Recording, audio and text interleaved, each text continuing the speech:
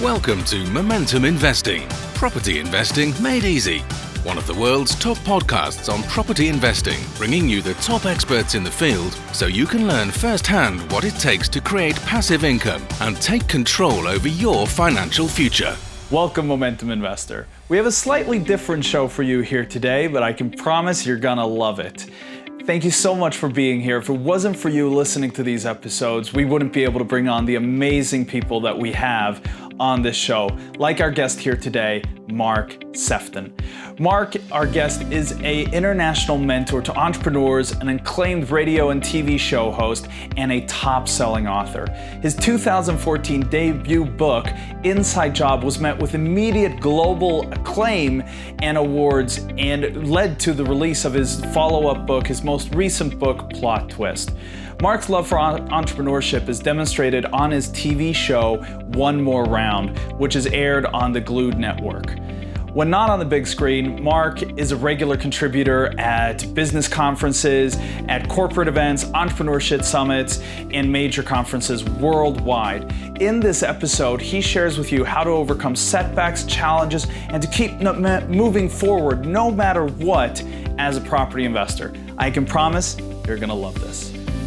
Welcome, we're here with Mark Sephton. Hi Mark, thank you so much for joining us. Great to be here, I'm looking forward to it.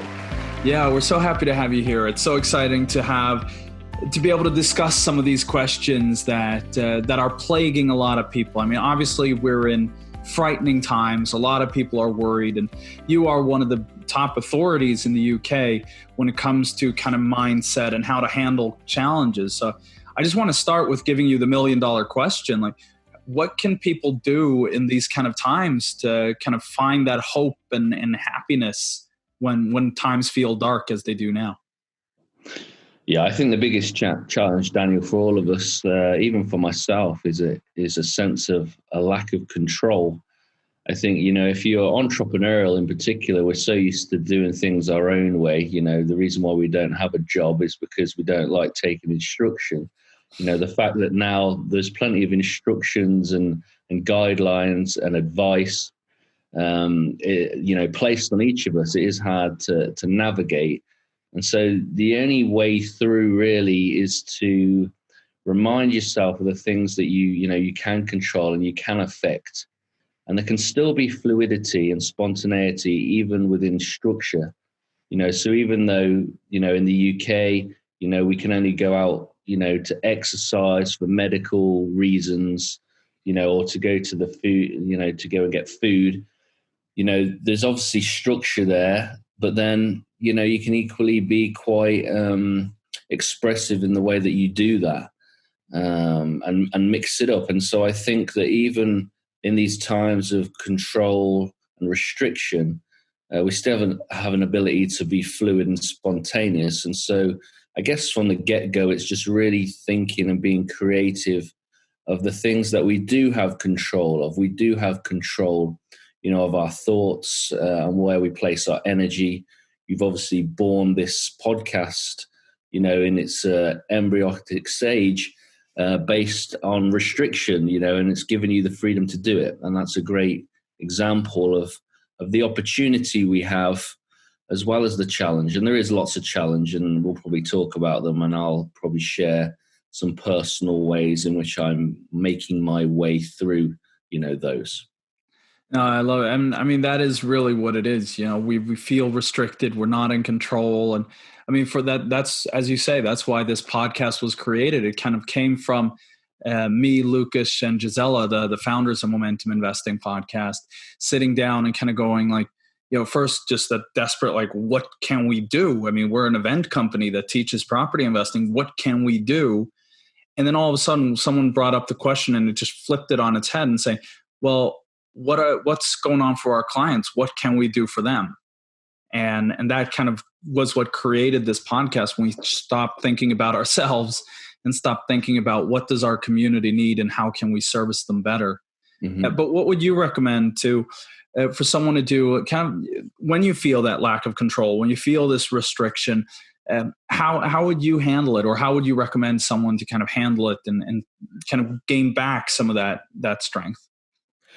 I think it does always start, with the mind. I've talked numerously on articles that I've written on other podcasts and interviews, the importance of taking control and setting the tone of your mind, because you get fit in your mind before you get fit in the natural. You get out of debt in your mind before you see, your money increase in your bank account. There's always a choice first.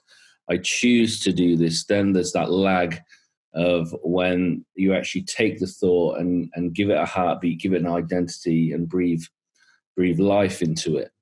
And so I think, for me, especially in this season that I'm living even now, really the key, Daniel, and the way through at the moment for me, which has been the only way through, has been the power of routine. I've heard it on other forums as well, but when you actually really consider it for yourself, last week my energy was the highest it's been since the turn of the year, because of my ability to create and establish a routine. Because the thing with a routine is then it puts you back in control, because you're setting the tone. So for me, in order to be able to punch out of energy and strength, you've got to make sure that you're priming yourself.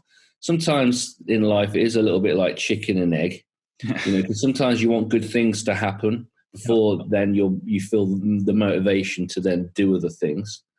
And then other times, actually, you have to act first and then the feelings come. Yeah. But we're so programmed to being emotionally driven that obviously if we're emotionally low, then we're driven to do nothing. Yeah. Whereas actually sometimes if you have a commitment and a routine to follow, it kind of forces you. It's like a jump start for a car, or when your heart stops and you get jumped, it's like, shocking yourself into action. And then the beauty of once you tap into action is that it does create that burst of emotion, because there's two things that make people the most joyful. And I've tracked this with clients because I track joy levels. There's two main points on this. The first is highest joy is always based on the people that you are hanging around with. So that's primary high levels of joy. So if you're around the right people, it gives you these high spikes of joy. And equally, the misery also comes from spending time with the wrong people. So the second part, which is the point why I'm mentioning this, is to do with personal professional progression. So when we are performing, when we're achieving, when we're accomplishing, that's actually when we tap into the highest levels of energy. And so the routines that I've created, even for myself, give me these opportunities to actually progress and accomplish. So if I was to say to you, one of my routines at the moment, which is true, is the fact that every day for 30 minutes, I'm learning Swedish, and I've only done it for a week. So, it's very basic. I'm learning words that awesome. That's awesome. Conversation. But again, like with you, there's a restriction. So it makes you then look at what you can't do, but then also looks at maybe something that you've put off, or maybe something that you need to consider. So you've birthed a podcast. I'm now learning Swedish. I think at some point I would learn Swedish, but I think because of the restriction, it's kind of forced the process. But then in me learning, that's when my joy starts to rise, because I'm actually developing. And that's the development, which then gives you more creative ideas and more input, which is what you found. You've said that you've started a podcast and now you're kind of springing with ideas. Yeah, absolutely. You get the energy of it. And that's absolutely. There's a lot of great stuff in there. So I'm gonna kind of break that down, and I want to dig deeper into these. So I loved what you were talking about there with taking the process from your mind into making it real and kind of breathing life into that. Can you tell us a little more about that process? How do you go about, first changing your mind and then making it a reality? Yeah, I mean, even in the Bible, it says, as a man thinks, so is he. And my first book inside job, which is you're only as good as the thoughts you think. By the way, everyone, that is a book worth reading. I was lucky to get a copy from Mark when we had him over here in Sweden to speak for us, and it is definitely worth reading. So Inside Job by Mark Sephton. Pick it up, and where can they find it? On Amazon. On Amazon. So on an Amazon website near you. Yeah, exactly. It should be at your fingertips. Yeah, exactly. Definitely. Yeah, so everything that really exists all around us started with an idea. The glasses that you're wearing, Daniel, somebody thought of them. First of all, they came up with the idea of, the fact that people have got a problem with eyesight, they need something to... I just have these so it makes me look smart, though. Yeah, it's... Well, in your case, somebody thought of that. They thought, this guy needs to look smart, so we're going to market some glasses at him. And then he would just so happen to buy them, and it's having that ability to have an idea. And I always say that if you have an idea, it's because you've been given the mandate to bring it into fruition. So people sometimes say, I've got this great idea, and then they don't do anything with it. And I believe that if you have that idea, it's because you've been given the ability and the knowledge to be able to create that idea. And a lot of people, they have a thought and that's all it remains. And so they die with unfulfilled dreams, unfulfilled potential, because they have the concept and they've never developed it. Or they've had the concept and then somebody else has had the concept and actually has done it. And so for me, there's always something to be created, and we are an expression of the creator. And so that's why I believe we have a natural heart to want to create things. If you believe in God or energy or a source, it always gives of itself, and we are an expression of the very thing that created us. So when you make a podcast, it's very much has the essence of Daniel Wood in it, which is what makes people listen to your podcast rather than somebody else's. It's still a podcast, but it's really about your flavor, your personality, your secret sauce, in order to be able to, really gauge, with the audience and the market.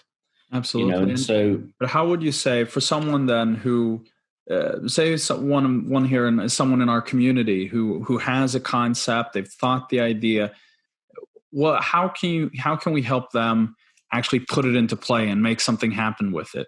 How do you bridge that step if that's maybe not your natural inclination to do? Yeah, I think while I'm saying, if you got the idea, you've been given the mandate. Obviously, some ideas are stupid, and they need to be, completely. Yeah. So you have to weigh that, because especially it depends whether you're quantifying it as a business opportunity. So if it is a business opportunity, for me, you always have to then weigh it with the most important question before you start a business, which is what problem do you solve? So that has to be the first, because that's the essence of business. What problem are you solving here? And so then I guess my second next question I always tell people in business is, once you've identified what problem you solve, is really about the scalability of it, of whether you're going to really make some serious wonga or whether you're actually just going to, get an opportunity to buy bird seed once a week for the pet birds in your garden, and that's really quantified by how many people are affected by this problem. So, you can always tell if your business has the ability to make £1 million, because if it affects 1 million people, you kind of know that this solution is going to be en masse. Yeah, you just need to get it in front of 1 million people for £1 a piece, and you got your £1 million. Yeah, exactly. Boom. So it's as simple and as complex as that, because if it was that easy, we'd all be £1 million richer. Well, it says the quote. I love the quote. It's simple but not easy. Yeah, exactly. So I think, buzzing with ideas, great. First question, what problem does this solve? Second question, how many people are faced with this problem? It then gives you the energy and the scope as to whether you should be putting more time and money into it. If it's a hobby or it's a charity, you may want to weigh the questions that you ask to get to that point differently. But I think for me, it's got to come down to the nucleus of those two. I think the thing with ideas is if they're really golden, I think you do have to be mindful who you open up to, because sadly there is people who will take your idea and make it their own, which is bad on them and foolish on your part, because, don't cast your pearls to swine. So you've got to be a little smart, so don't be afraid to get people to sign, confidentiality stuff. It depends on what it is, really, but it's always good to have a core amount of people that you trust anyway, that you can bounce ideas off. And I've always seen that. I think it's so powerful to share your ideas, get the feedback, hear what you think, and just get to verbalize it out loud. It makes a huge difference. And then, of course, I mean, for me, even if someone tries to do it, if it's your idea, if it's your passion, unless it's their passion as well, they're never going to be able to do it as well as you can. So, they'll still be chasing you because you're the one who has the passion to innovate and continue to innovate, because the idea is just the seed. You continuously innovate as you grow, and it changes and it develops, and what you come out with is probably not going to be even look at all like what you started with. Yeah, there's definitely like truth to that. I do think there's probably still some caution with it, because I always think of E-Myth, the E-Myth book, where it talks about McDonald's, and is McDonald's, does it give you the best burger that there is out there? No, it doesn't, so it isn't actually always about how well a product is even brought to market. It's more the consistency of it, and so, for me, again, that's another thing we need to consider with the idea is the ability to replicate and consistent, and your ability to market, and that, for me, that's the biggest challenge. Could be the best mentor there is on planet Earth. I'm not, but let's just appease my ego for a minute. Let's just say that I am, and if people don't know I exist, then it stops, and the same for this podcast. Could be the best podcast that's ever been formed, and yet if people don't know it exists, it doesn't go anywhere. Yeah. And so you do have to have the right people around you. You do have to have knowledge, and you can't always do it alone. But I would be mindful of who I share with.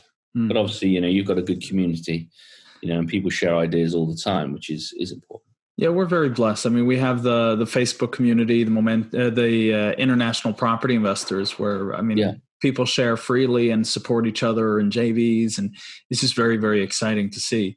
Now, I want to talk a little more about what you were saying. I'm going to go right back to that first kind of little speech you did there for us, because there was so much gold in there, and kind of look a little at the two sources you talked about with joy. I mean, one of them, and I completely agree with both of them, that's when I feel my highest level of happiness, of energy, of potential. But one of them is, and for a lot of people this can be a primary, is spending time with other people. And now, in Sweden, obviously the lockdown is at this point at the time of recording, not so bad. In the UK, it's a lot worse. But what do you do when you're kind of socially isolated? How do you go about getting that joy from other people?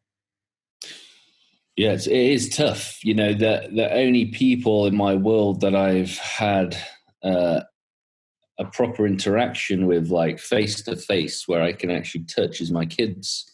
So thankfully, children under the age of 18, you can see them and swap them between households, which is what me and my ex-wife, do. And that's a bit of a saving grace on the one hand, though, children are children and adults and adults. And to be honest, when you've got kids, it's very much about what you give them, not so much about what they can give you, because they're children. And obviously there's certain things that you need from an adult that a child can't give you, like conversation and context and reassurance, because you're the one who does the reassurance. So, yeah, for me, being a social butterfly, an extreme extrovert, that has and is a challenge. And there's been one time, just organically, in the last 3 weeks, where I really appreciated it, because I was literally doing my exercise. I saw an old friend of mine doing some exercise, and we kept our 2 meter distance, and we had a conversation for about an hour, and it was like unbelievable. It was like a cold drink on a hot day, because it's been, yes, you can jump on calls, which I obviously do every day. It's one of the routines that I have So I take at least one call with somebody that I can pour into, and I feel they have the ability to pour into me as well. So that obviously helps, but the tangible is a challenge. And the thing with the lockdown is people say, "Oh, I've got time to reflect and do this." Well, last 10 years I've had times to reflect, all the time. Every day I reflect. On a Monday in particular, like now I have Mark Monday, which is very much around, my own listening to myself and building a relationship with myself. That's great. It is difficult. I think the way that I kind of have helped myself is just little kind gestures to people that I don't know. So when I am able to go to the shops for food, the way that I'm interacting with people and being gentlemanly, I think, is giving me a little bit of kickback, because one of the reasons why I love being around people, it isn't even as much as what they bring me. Actually, what I find is I like to give of myself to others. And when that has a positive impact, that naturally fills my cup. Which is why you do what you do. Exactly. And so is there growth at the moment for me during this season of lockdown? Yes, because I've not always been comfortable just being, by myself. It's something that I think I have a healthy view on, because I think while there is growth and opportunity there for me, also I don't think it's wrong to want to be, connected to others. I know for introverts, this is probably a paradise, whereas for extroverts, it's a hell. She's like, this is how I live normally, and I'm like, this is absurd. It's like 80% of the things I love, Daniel, I can't do at the moment. And they all involve other people. Yeah. And it is a challenge. But again, you do have a relationship with yourself. When God or the universe gifts you with somebody, like when I was exercising, it is a welcome addition. We obviously do have the power of media now, where we can connect like this. Imagine in the Second World War, where they didn't even have, that, you would very much feel isolated and cut off. What I will say, though, is a little about your relationship with yourself. I loved what you mentioned there with the Mark Mondays. I'd like, can you share a little more about what it is that you do? What is a Mark Monday? Well, Mark Monday, it's funny because I have Mark Monday, I have Sephton Sundays. Now, Sephton Sundays are very family focused. Right. So every Sunday it's about the family, about my kids. Oh, that's awesome. And I love it because I love to use, your surname with a name. And I've helped other people create their own, you could have Wood Wednesdays, you could totally do that, and, for me, the premise of Mark Monday was really about, people are starting to get this now because they're locked down, and so they're getting time to think, whereas, it didn't take a lockdown for me to kind of get into this perspective. But like I've already said, you can only give out what you have. The most important relationship you have is the one with yourself, because in order for me to be the best father, the best boyfriend, the best brother, the best uncle, whatever that looks like, for me, the only way I could be the best is by, taking care of me. So Mark Monday just enables me to protect my thoughts and my feelings. It gives me time to actually listen to how I'm feeling. Every Monday I reflect on what I've achieved, what I want to accomplish, what I need to refocus on, what is important to me, and so I've lived a life of being intentional for a long time, which is why this is a struggle at the moment, because I created a life that I loved, and now there's elements that I don't even have a choice. But again, you got to put yourself into, tapping into the things you can control. Like I said, learning a new language, is one of those opportunities. But yeah, the premise of Mark Monday is so that you are not reactive to things, but you're proactive. It's really about setting yourself up. And I honestly believe, it's funny because I know there's a worldwide stigma with Mondays. Most people see them the enemy because it's just broken up the weekend. Yeah. But I always say to people, the only way to the weekend is through Monday. And I do believe that the success of your Monday often determines the success of your week. You know, and sometimes we need to challenge some of the status quos we just accept. You know, we think it's okay to be sad or miserable on a Monday, you know, and actually, you know, we got to turn that on its head. And so the concept of Mark Monday is just me having a meeting with me. And actually, I tend to close off a lot of my normal activities where I'm giving to others as a time to give to myself, where I can create ideas and come up with ideas to write concepts. You know, I'm writing my third book at the moment. It gives me an opportunity just to listen and then be able to.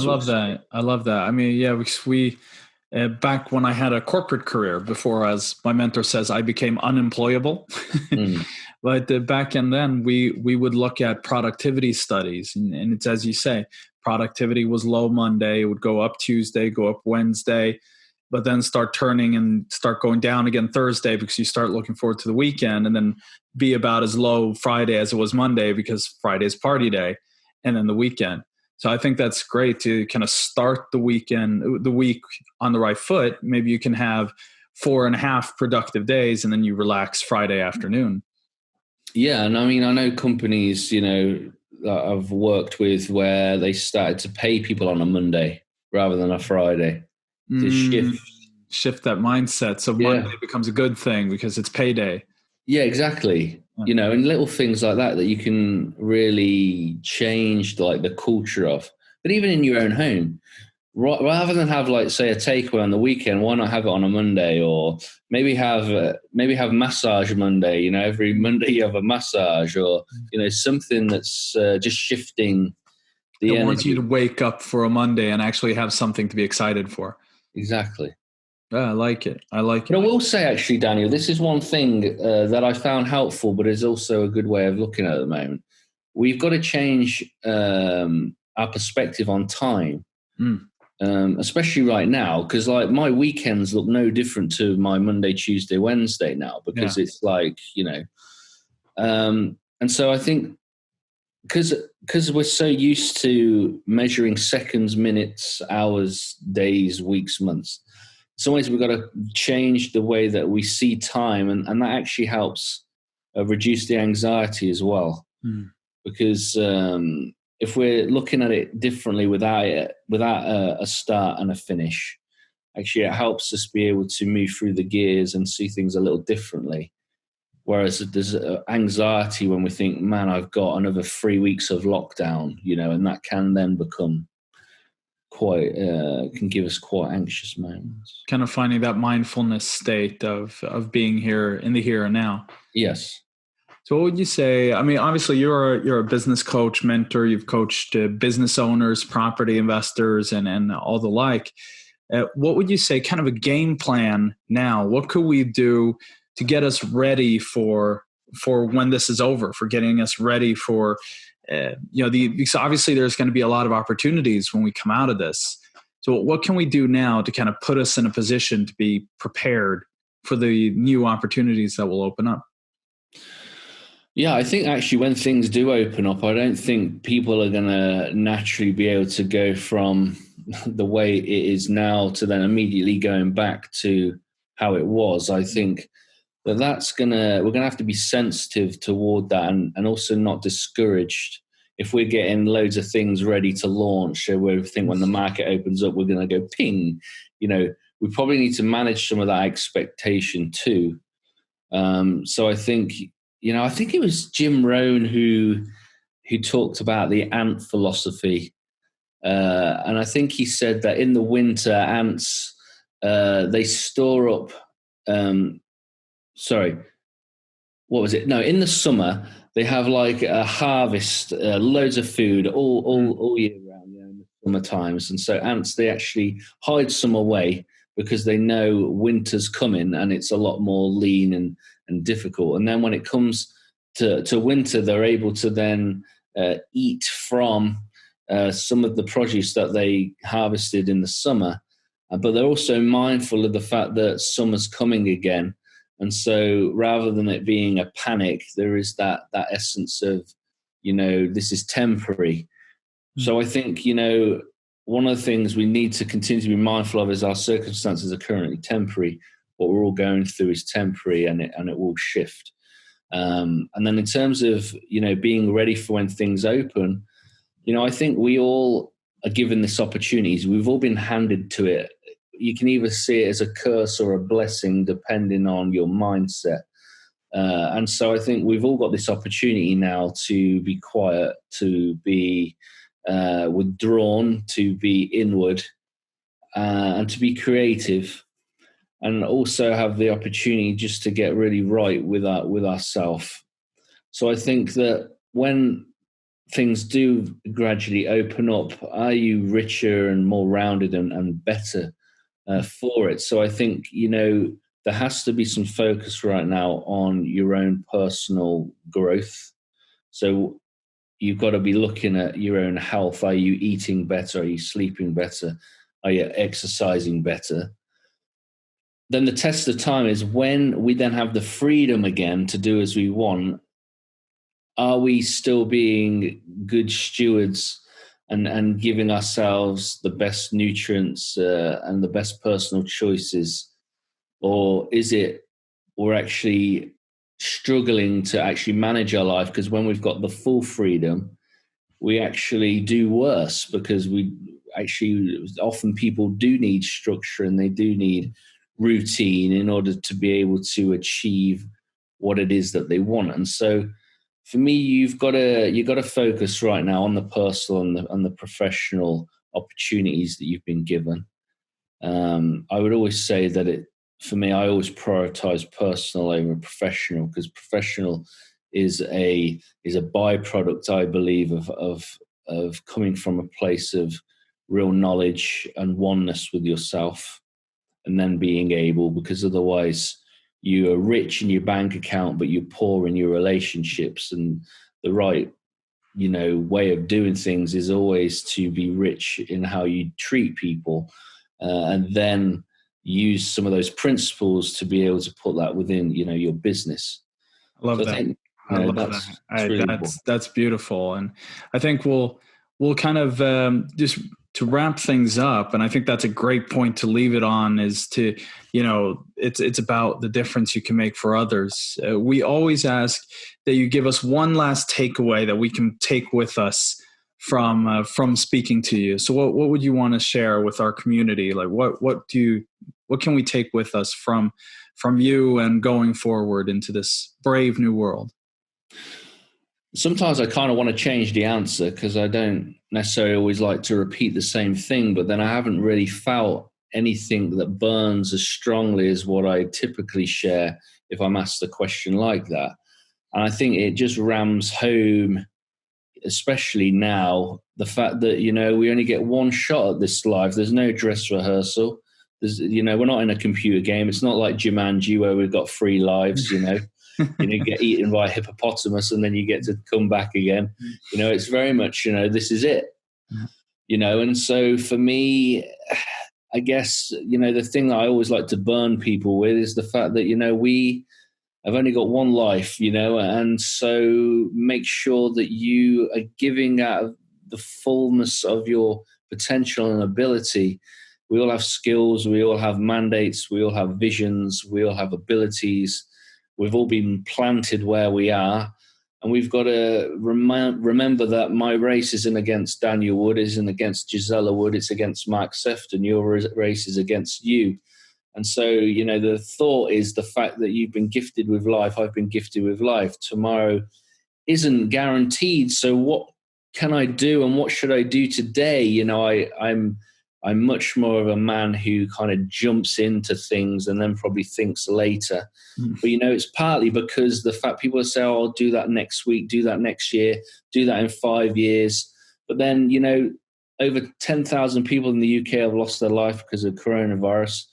That is a massive number of people, and if you were one of those 10,000, Would you have achieved everything that you wanted to, or did you have the mindset that I'll do that tomorrow, I'll do that next week, I'll do that next year?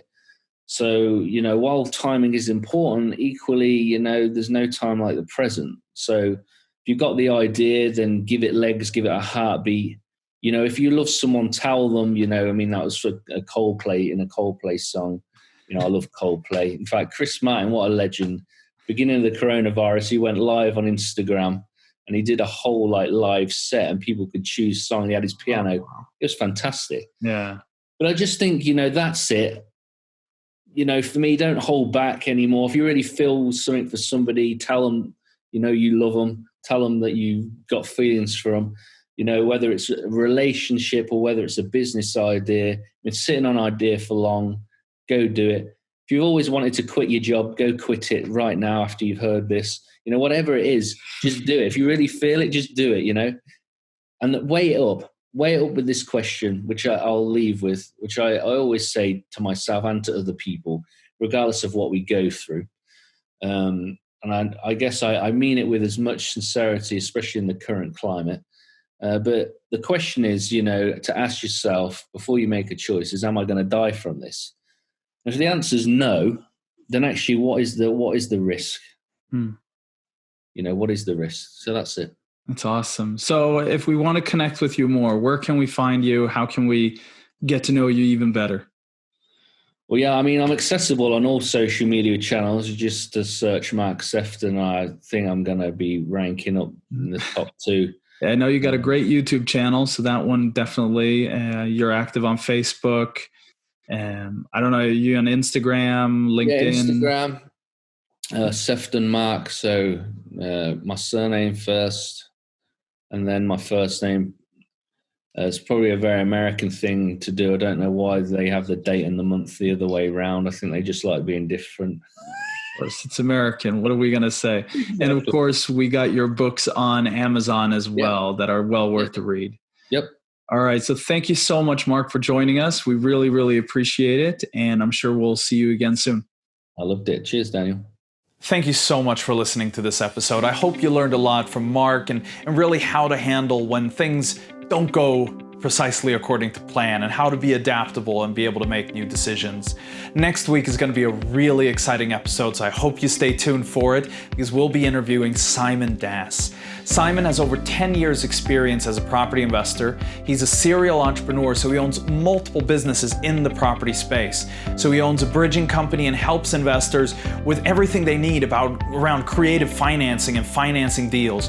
He has a property sourcing agency, he has a lettings agency, project management business, so he can really help an investor go from anywhere from finding a deal all the way to funding it, letting it out, and running it. He's done it all. So we have a lot we can learn from Simon. So next week's episode is going to be amazing. So you don't want to miss it. Make sure you subscribe to the podcast so that you get this as soon as it comes out, you get a notification and can watch. Now, before you go, could I ask you for one quick favor? Could I please ask that you go into whatever you're using to watch or listen to this podcast and just give us a 5-star review. I would really, really appreciate it because it really helps us get this message out to more people and help more people on their property journey. And as you know, what goes around comes around, right? So I really would appreciate it. Thank you so much for your help. Thank you so much for watching, and I hope I see you again next week. Thank you.